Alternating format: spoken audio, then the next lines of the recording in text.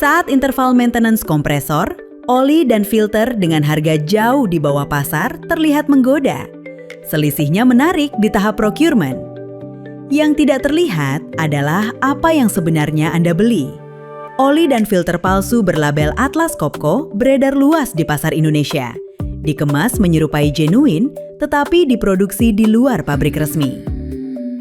Pirate parts bukan sekedar pilihan hemat yang berisiko, melainkan produk ilegal yang merusak unit dari dalam.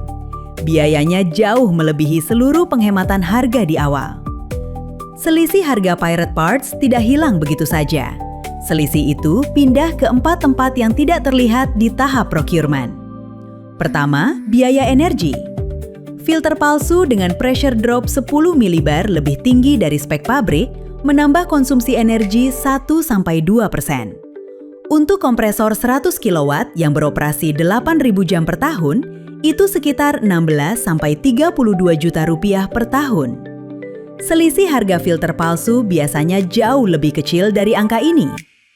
Kedua, frekuensi penggantian naik. Karena filter palsu saturasi lebih cepat dan oli palsu teroksidasi lebih cepat. Ketiga, jam maintenance bertambah. Keempat, downtime produksi naik karena failure rate lebih tinggi. Yang paling sering luput dari kalkulasi, oli palsu merusak komponen termahal di kompresor. Aditif anti-wear di oli palsu sering hanya 30-50% dari spek genuine, habis dalam ribuan jam, dan sisanya berjalan tanpa proteksi. Akibatnya, bearing aus prematur, dan kompresor elemen, jantung kompresor skru, mengalami sludge dan wear di rotor. Replacement kompresor elemen menelan 30-50% harga unit baru. Penghematan pirate parts selama 5 tahun sering kurang dari biaya satu replacement elemen. Itu taruhan yang asimetris. Hemat sedikit, kehilangan banyak. Di industri kontak produk seperti makanan dan farmasi, risikonya bahkan lebih jauh. Oli carryover dari parts palsu bisa mengkontaminasi udara yang menyentuh produk.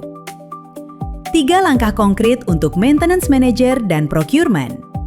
Pertama, hitung berbasis biaya 5 tahun, bukan harga per pembelian.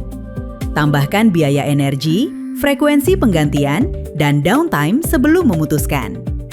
Kedua, verifikasi keaslian saat penerimaan parts.